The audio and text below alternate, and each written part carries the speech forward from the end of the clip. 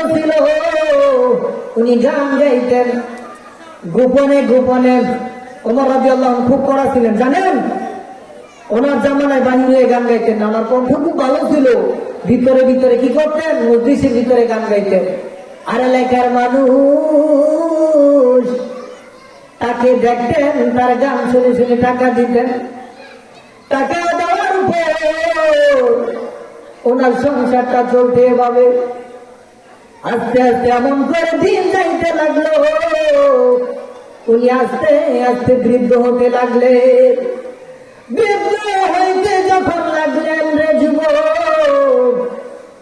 তখন ওনার মনের মধ্যে আস্তে আস্তে চিন্তা ফিকির করা লাগলো।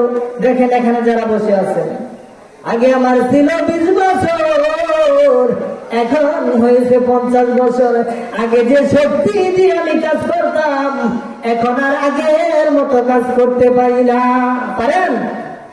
এমনই গায়ক গান গাইতেন আর ওনাকে টাকা দিতেন। টাকা যখন দিতেন আস্তে আস্তে বৃদ্ধ হয়ে গেলেন। বৃদ্ধ হয়ে যাওয়ার পর উনি আগের মতো আর গান গাইতে পারেন না।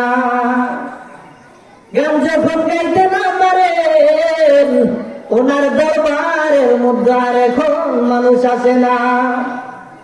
মানুষ যখন দরবারের মধ্যে না আসে, ডানে তাকায় বামে তাকায়, উপরে তাকায় নিচে তাকায়, ওনার গায়কের মধ্যে আর যখন গান না আগে মানুষ না আসে, উনি অপারক্ত হয়ে আল্লাহর দরবারে কান্নাকাটি শুরু করতে লাগলেন।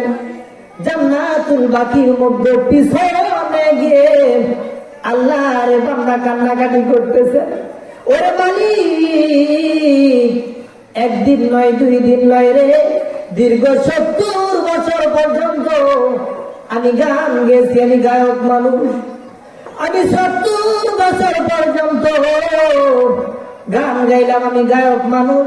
এখন বৃদ্ধ হয়ে গেছি, আমার কণ্ঠরার শক্তি নাই, আমি কথা বলবো এই শক্তিটাও আমার ভিতরে এখন নাই।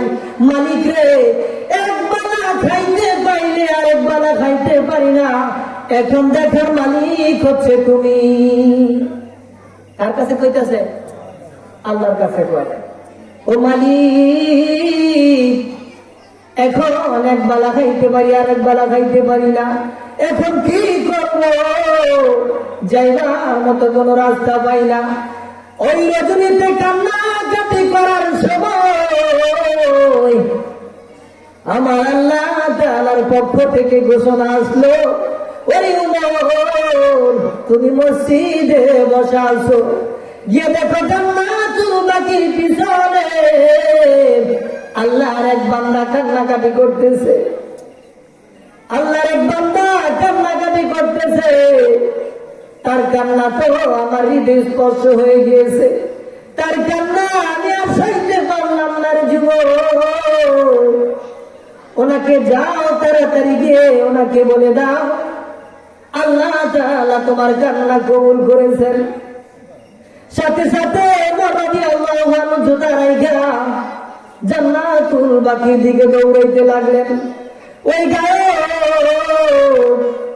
হযরত ওমর রাদিয়াল্লাহু আনহুকে দেখে, খুব কড়া মানুষ, ওমর রাদিয়াল্লাহু আনহুকে দেখে ওই গায়ক দৌড়াইতে লাগলে, আসতেছে রে উমর, উমর আসতেছে। উমরকে যখন দেখে দৌড়াইতে লাগলে, ওই গায়ক বলতেছে, তুমি দৌড়াইতেছো আমাকে কেন?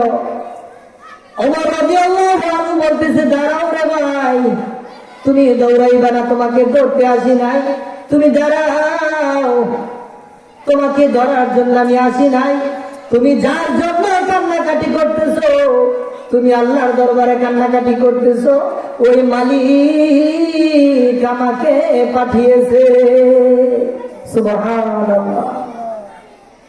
সাথে সাথে আল্লাহর বান্দা কাঁদতে কাঁদতে মৃত্যুবরণ করেছে।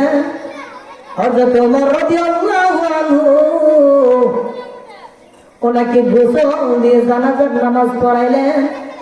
আল্লাহ তাআলা দেখাইলেন স্বপ্নের মাধ্যমে, এই যে দীর্ঘ 70 বছর পর্যন্ত গান গাইছে, একবার আল্লাহর দরবারে কান্নাকাটি করছে। আল্লাহ তাআলা তার কান্নাটা পছন্দ করছেন, আল্লাহ তাআলা তাকে মাফ করে জান্নাতের ফয়সালা করে দিয়েছে। সুবহানাল্লাহ।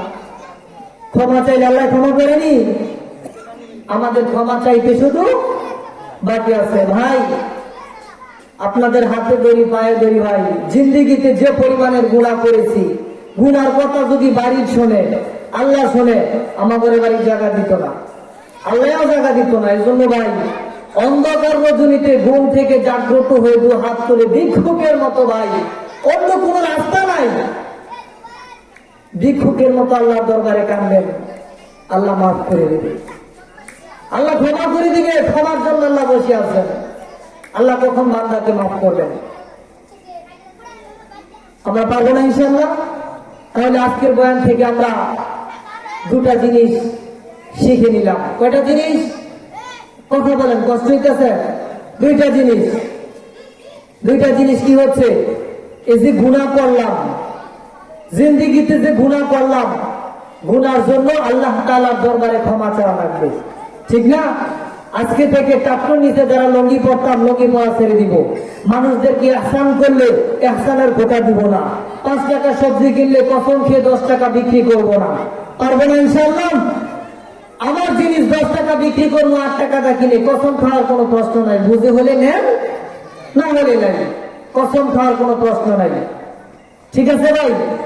যে কথাগুলা বলেছি, আমি অদম মানুষ, নাদান মূর্খ মানুষ, এলেম নাই, কালাম নাই। আপনাদের সামনে বাপমার দোয়া, আল্লাহ তাআলার রহমতে এই জায়গায় আমাকে বসাইছেন।